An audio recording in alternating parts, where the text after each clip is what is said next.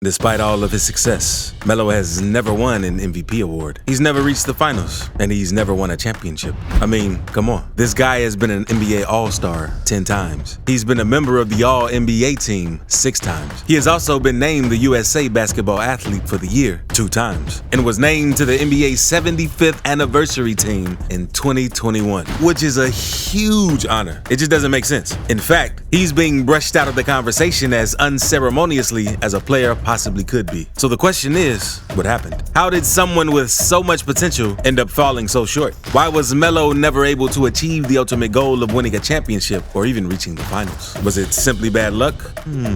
Before we try and answer those questions, make sure to hit that subscribe button and turn on those notifications. We don't want you to miss any of our upcoming videos. As you know, Carmelo Anthony was drafted 3rd overall in the 2003 NBA draft, alongside LeBron James and a few other basketball legends. Carmelo was one of the most promising players to come out of college basketball. I mean, after the legendary championship-winning season, everyone had their eyes on him, and we all thought he was a shoo-in for the Hall of Fame. This guy was an absolute monster on the court, and during his prime, nobody could touch him. His offensive skills were next level, and he consistently outplayed all the top scorers in the league with ease. And many people argued that he was even better than LeBron James when it came to pure offensive skill. Carmelo's decline.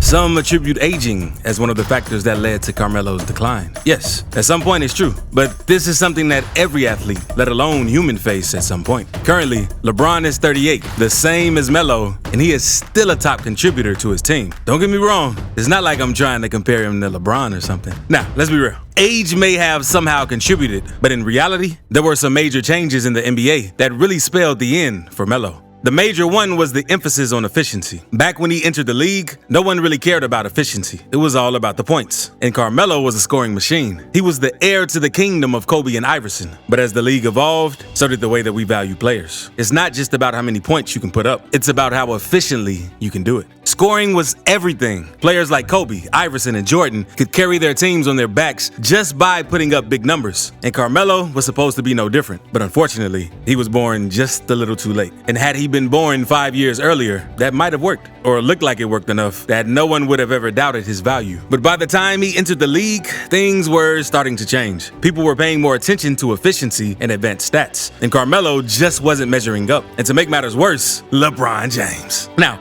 even the casual fan knew how good LeBron was, and that made it even harder for Carmelo to measure up. The problem here wasn't that LeBron was a better player, it was the way he was better. LeBron could do it all. He could score, pass, defend, win, rebound, you name it! He could do it. And he was always pushing himself to do even more. Meanwhile, Carmelo wasn't mostly just a scorer. People were starting to value all-around players more. And LeBron's brilliance really put a spotlight on Carmelo's deficiencies. It made it clear that while he was an amazing scorer, that wasn't enough anymore. LeBron's incredible all-around game was just one factor that shifted the league's focus away from pure scoring. Another big change was the rise of efficiency statistics and analytics. Teams started to realize that there were more effective ways to win games than just feeding the ball to a star player and letting them go to work. They started to value ball movement, shooting, and passing, all things that Carmelo was good at, but not necessarily great at. And this was a big shift from the way things used to be. In the past, the league had valued scoring above all else, and Carmelo was raised in that system. So when the game changed around him, it left him struggling to adapt. See, Carmelo was the kind of player who excelled at hero ball, taking the ball and scoring almost at will. In a previous era, that might have been enough to make him one of the league's biggest stars. But by the time Carmelo hit his prime, the game was changing fast. And unlike LeBron James, Carmelo struggled to make the transition.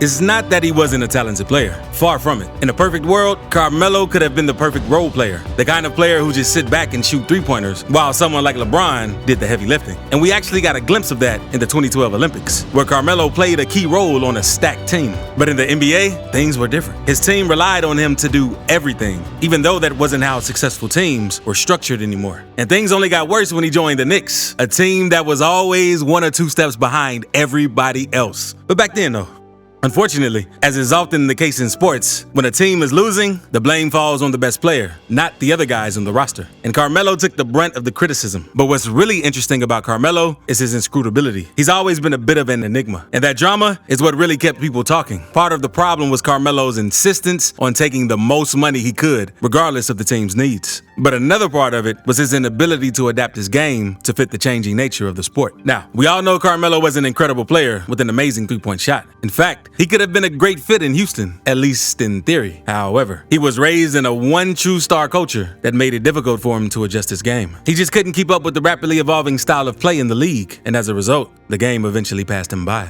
But it wasn't just his on-court struggles that hurt him. You see, Carmelo came into the league during the tail end of the tabloid print era, where everything players did was scrutinized and sensationalized by the media. His successes and failures were always filtered through whatever would sell the most copies of the New York Post. And as a result, Melo became the ideal scapegoat for all of his team's struggles. And his personal life was constantly under the microscope. Today, players make headlines for their Instagram accounts and their social media presence. They're able to control their own narrative and engage with fans on a more personal level. But Carmelo was still tied to the old overpaid superstar narrative that's slowly dying out today. In many ways, Carmelo should have been a model for the modern NBA star. He was politically active in a way that was actually ahead of his time. Back in the day, being politically active wasn't really a thing in the NBA, but Carmelo harkened back to the activist days of Muhammad Ali and Kareem Abdul-Jabbar. And he did it before it was as widely embraced in the NBA as it is now. I didn't know that. It's become kind of a thing on the internet. I didn't know that, man. Where did this start? How long have you been doing it? I don't know. I've been doing it for a long time. I think now it's just coming with the whole mindset thing and focus and that motivation to want to get back on a rebounding tip and being aggressive on the glass and just kind of motivate myself and it's a mind game that I kind of play with myself to go out there and play and get some rebounds. It seems like you have a lot of fun when you're doing it. I love rebounds. Yeah. I love rebounds. Even though my numbers are down right now, I love rebound. I love rebounding the basketball. It's actually fun playing with somebody like Stevie who loves to rebound. Russ who steals rebounds. So it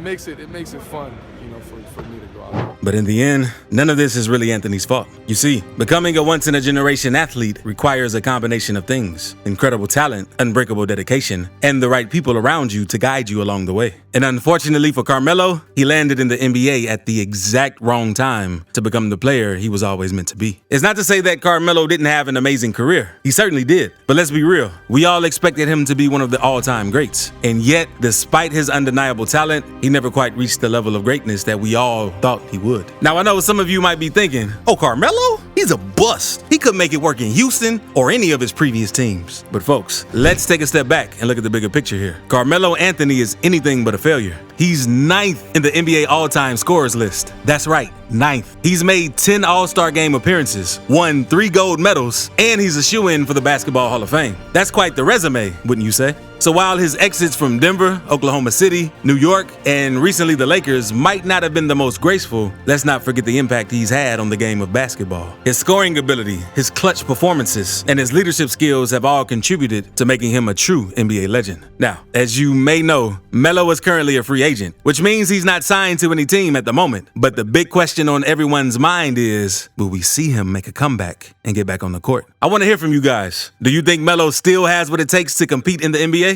Or do you think he's better off retiring and focusing on other things? Let me know your thoughts in the comment section below. And while you're at it, don't forget to hit that like button and subscribe to the channel for more NBA content. Until next time, take care.